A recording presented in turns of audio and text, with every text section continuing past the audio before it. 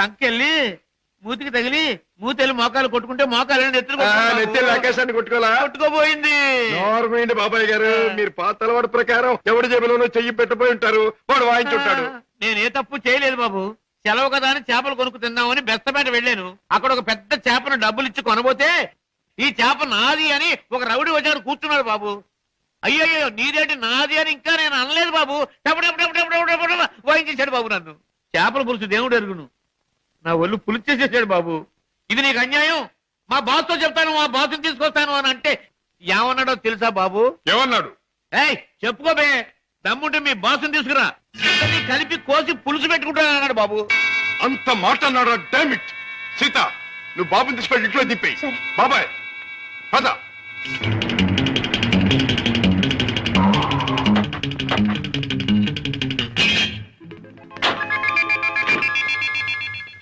అక్కడే సార్ వాడు నన్ను పట్టు కొట్టింది. పద. సార్ సార్ సార్ నాకు భయంగా ఉంది సార్, నేను కారులో ఉంటాను సార్. నేను వెంటున్నాను కదరా, పద. అయ్యో అయ్యయ్యో ఇప్పుడే కదా సార్ తన్నాడు. బాబు బాబు బాబు కదా నా బాబు. వీరికి సన్నాసి. 5 రూపాయలమ్మా. ఇదిగో, ఇక్కడ రౌడీ నాకు లేవడు. ఆడితో ఎందుకు బాబు గొడవ? మీ దారి మీరు వెళ్ళిపోండి. పెడతాను కానీ వాడు ఎక్కడున్నాడో చెప్పండి. ఇక్కడే ఉన్నాను బే.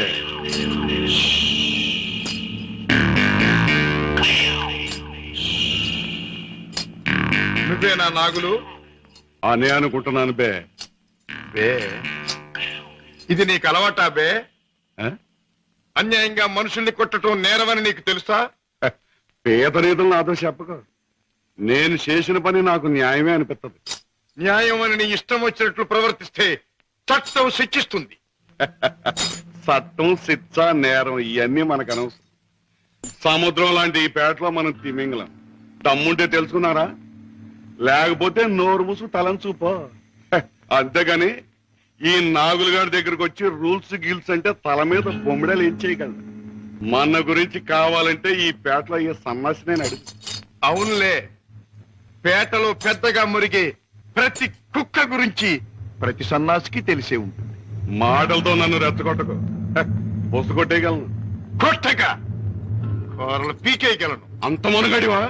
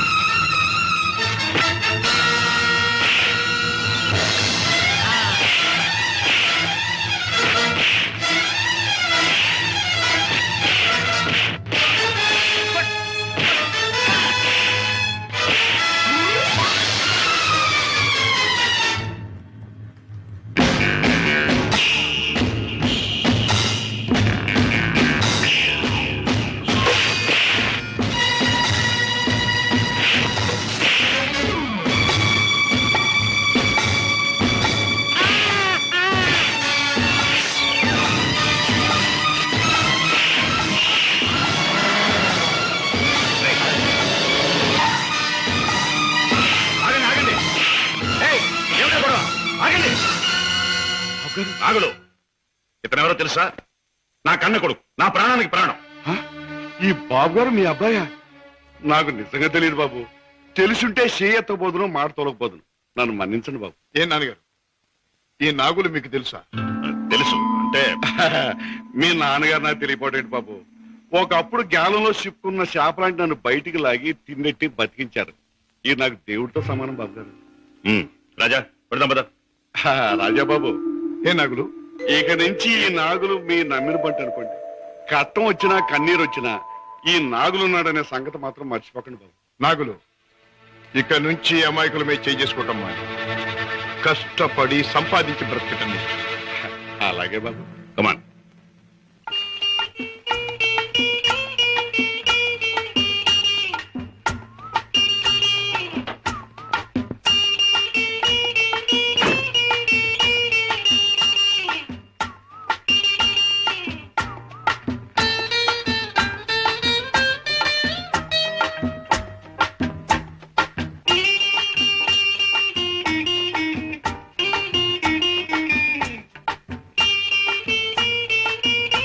Very good very good very good నాతో డాన్స్ చేస్తావా? నీతో పోటీ చేస్తే నేను ఓడిపోవడం ఖాయం రా కింద పడేస్తావు. దింపు తాతయ్య. నువ్వు ముద్దిస్తే గాని దింపను రా. చీ, ముద్దివ్వడానికి నువ్వే ఆడపిల్లవా? నీతో మాటల్లో పోటీ చేసినా ఓడిపోవడం ఖాయం రా. రామయ్య బాబు పద్మ వచ్చిందా? ఏంటది మీ ఆరోగ్యం అది? బాగానే ఉందమ్మా. పద్మ, మీ కాపురాన్ని గురించి ఎప్పటికప్పుడు వింటూనే ఉన్నాను. కిషోర్ పట్టుదలకి ప్రయోజకత్వానికి చాలా ఆనందిస్తున్నానమ్మా. తాత, నువ్వు కథ చెప్తానన్నావు, చెప్పవా? ఓహోహో అన్నాను కదూ. అవును రోయ్, చెప్తాను పద, చెప్తాను పద. దా. అమ్మా పద్మ, నువ్వు బుల్లిబాబుని ఎత్తుకుని అయ్యగారింటికి వచ్చినప్పుడేనమ్మా అయ్యగారి ముఖంలో నవ్వు కనిపిస్తుంది. మనవడంటే అయ్యగారికి భలే ఇష్టం. ఓహో అలాగా, ఇట్స్ ఆల్ రైట్. రేపు కోర్టులో కలుసుకుందాం. Good night.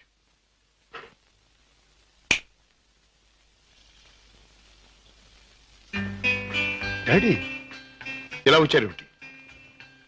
అయిపోతున్న వయస్సు, అలసిపోయిన మనస్సు మనిషికి గమ్యం దగ్గర పడుతుందని తెలియజేస్తాయి కదా. అలాంటప్పుడు మిగిలిపోయిన కోరికలన్నీ త్వరగా తీర్చుకోవాలని ఆశపడతాడు మనిషి. It's natural. అవునా? మీ మనసులో ఉన్న కోరిక ఏమిటి? రాజా, చీకట్లో ఒక చిన్న దీపం ఎంత వెలుగునిస్తుందో, ముసలితనంలో ఒక పసివాడు తాత అని పిలిస్తే అంత ఆనందం కలుగుతుంది. కళ్ళకు వాడంత వెలుగవుతాడు అని రామయ్య తరచూ చెబుతుంటాడు. అప్పుడు మీరేమనేవారు? నేనా? నిజమేనని ఒప్పుకునేవాడిని. రాజా, అనుక్షణం బిజినెస్ వ్యవహారాల్లో పడి కన్నబిడ్డలకు జరపవలసిన ముద్దు ముచ్చట్లు మర్చిపోతున్నానేమో అనిపిస్తుంది. అందుకే పద్మ తన పెళ్లి తాను చేసుకుంది. ఆ పెళ్లి కళ్ళారా చూసి అదృష్టం పోగొట్టుకున్నాను. కానీ రాజా, నీ విషయంలో మాత్రం అలా జరగదు. నీ మనసులో ఎవరైనా ఉంటే చెప్పు, నేను అభ్యంతర పెట్టను. మనస్ఫూర్తిగా ఒప్పుకుని దీవిస్తాను. Thank you daddy, thank you. Good night. Good night. అవును బాస్, ఆ రంగయ్యని మీరు ఎలాగైనా రక్షించాలి. అసలు ఆ రంగయ్య ఎవరు? మా ఇంటి దగ్గర ఉండే టాక్సీ డ్రైవర్. మనిషి ఎంతో మంచివాడు, అమాయకుడు. చెయ్యని నేరానికి అన్యాయంగా జైలు పాలయ్యాడు. అతని మీద ఆధారపడ్డ అతని కుటుంబం అంతా చాలా బాధపడుతున్నారు. బాస్, మీరు ఎలాగైనా రక్షిస్తే వాళ్ళ కుటుంబానికి సాయం చేసిన వాళ్ళు అవుతారు. అలాగే సీత, ఈ కేసు నేను టేకప్ చేస్తాను. నేరస్తుల్ని శిక్షించడమే కాదు, అమాయకుల్ని రక్షించడం కూడా న్యాయవాదుల బాధ్యత, కర్తవ్యం. It's my duty. రంగయ్య, తప్పు చేయని వాడు దేనికి భయపడక్కర్లేదు. నీకు జరిగింది ఏమిటో చెప్పు. చెబుతాను బాబు, చెబుతాను. బెస్తపేటలో ట్యాక్సీ పెట్టి కూర్చున్నాను. ఇంతలో ఓ పెద్ద మనిషి చేపల గంప డిక్కీలో పెట్టించి ట్యాక్సీ ఎక్కి కూర్చున్నాడు.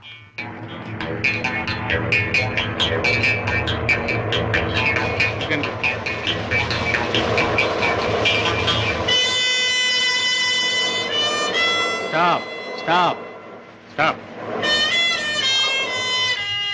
వెనకాల డిక్కీ తెరు.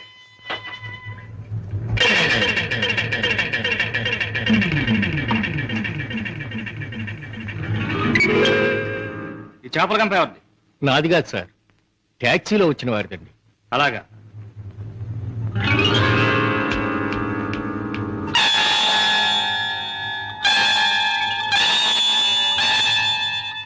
ఏరా, చాలా తెలివి మీరిపోయారా మీరు?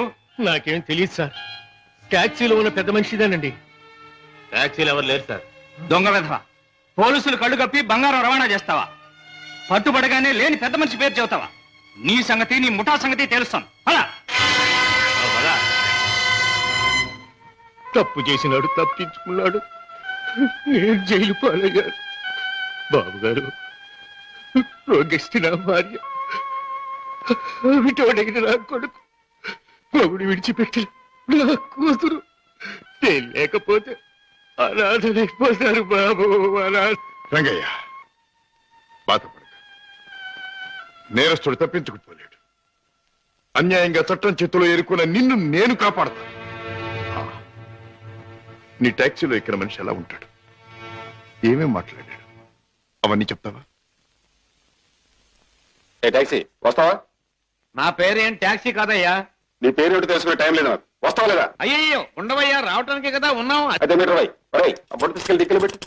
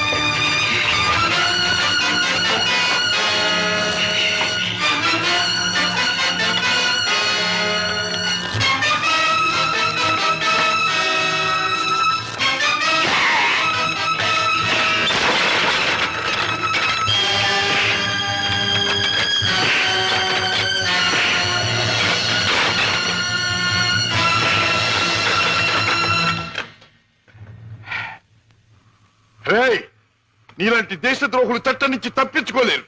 నీలాంటి దుర్మార్గులు ఈ స్మగ్లింగ్ నేరాలు చేస్తూ ఉంటే పాప అమాయకులు శిక్షించబడుతున్నారు. నువ్వు చేసిన వెధోపరికి పాప టాక్సీ డ్రైవర్ జైలు పాలయ్యాడు. పెద్ద దేశభక్తునంటూ నేరస్తులను పట్టుకుంటాను, దేశద్రోహులు శిక్షిస్తానని కబుర్లు చెప్పే నీ ఇంట్లోనే ఉన్న పెద్ద దేశద్రోహి. రాయ్, ఏమిటే మీ కూర్చో? నాన్న ఒక పెద్ద స్మగ్లర్ చేస్తాం.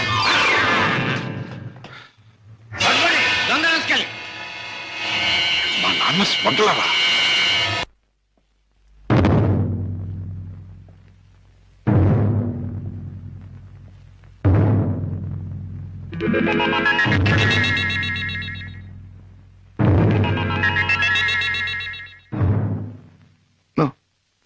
నేను నమ్మలేను.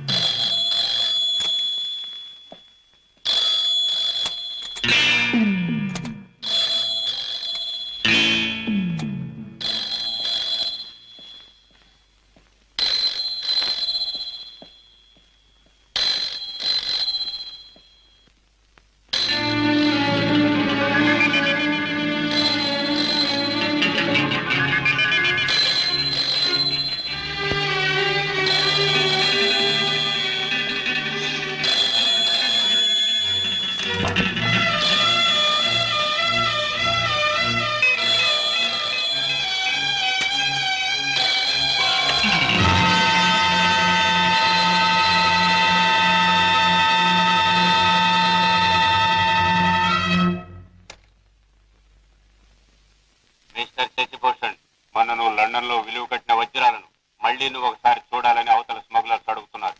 కనుక రేపు మళ్ళీ నువ్వు బయలుదేరాలని బాస్ చెప్పారు.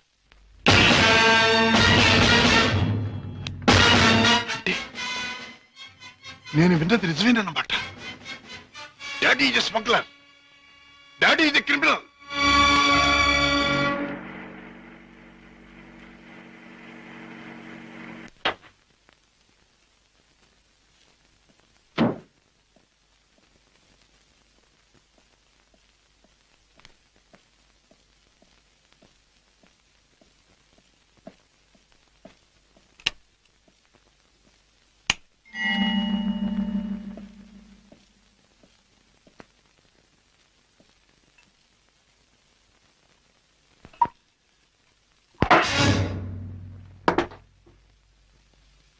నాకు పోయండి. రాజా, అవును, తెలిసిన నిజాన్ని తట్టుకోవాలంటే తాగక తప్పదు. తప్పనిసరిగా నీతో తాగించే ఆ తెలిసిన నిజాలేమిటి? నీకు తెలియదంటారా? నీకేం తెలిసిందంటాను. ఏనాడో తెలియవలసింది, లేదా ఎప్పటికీ తెలియకూడదు తెలిసింది. నేను దండం పెట్టే దేవుడు దారుణమైన రాక్షసుడని తెలిసింది. నాకు అన్నం పెట్టి చేయి అన్యాయంతో చేయి కలిపిందని తెలిసింది. రాజా, అవుండే, మిమ్మల్ని గురించి భయంకరమైన నిజం ఒకటి తెలిసింది. మీరు చేసేది స్మగ్లింగ్ అని తెలిసింది. మీరు నేరస్తులని తెలిసింది. తెలియగానే నేను నమ్మలేదు. ఇప్పటికీ నమ్మాలంటే నా మనసు ఒప్పుకోవటం లేదు. అందుకే మీ నోటి వంటి మీ మాటగా మీరే చెప్పండి డాడీ, మీరు నేరస్తులేనా? చట్టం దృష్టిలో దోషులేనా? మీరు చేసేది సంఘానికి దేశానికి ద్రోహమేనా? చెప్పండి డాడీ, చెప్పండి. మై డియర్ బాయ్, నీకు తెలిసిందంతా నిజమే.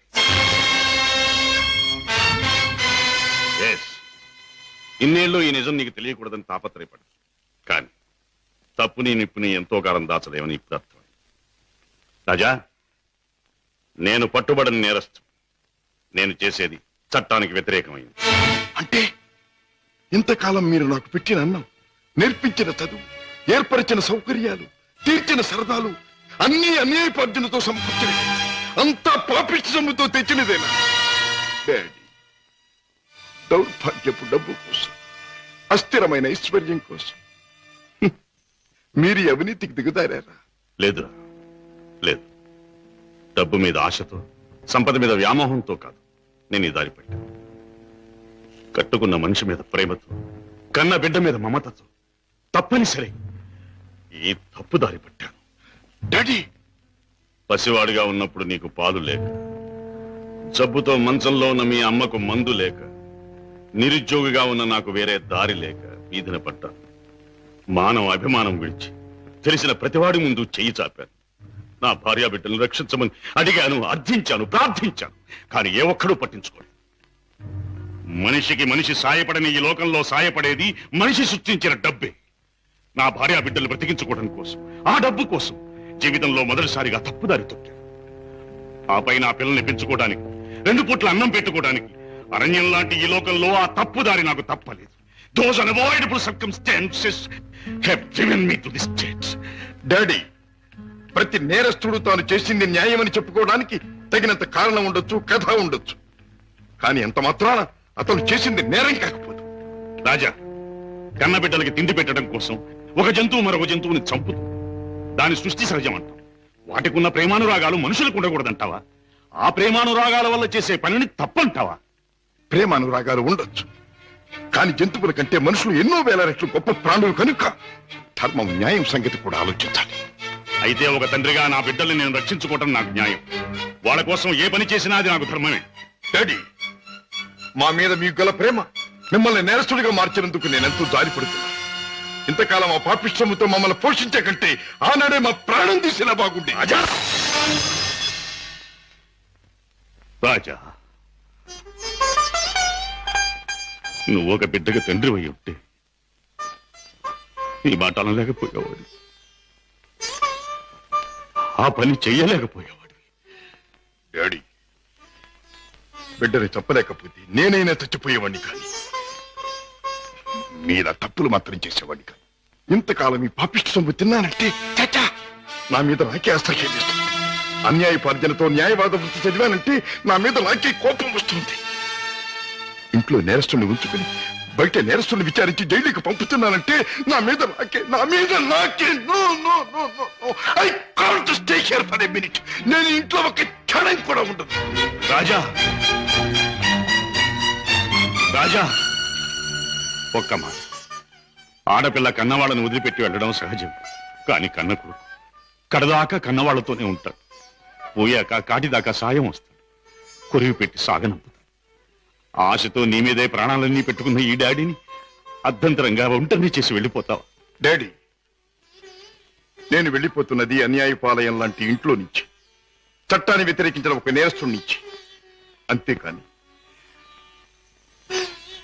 మా డాడీ మనసులో నుంచి కాదు. నేనే మీకు కావాలనుకుంటే బ్రతికిన మీ జీవితాన్ని, సంపాదించిన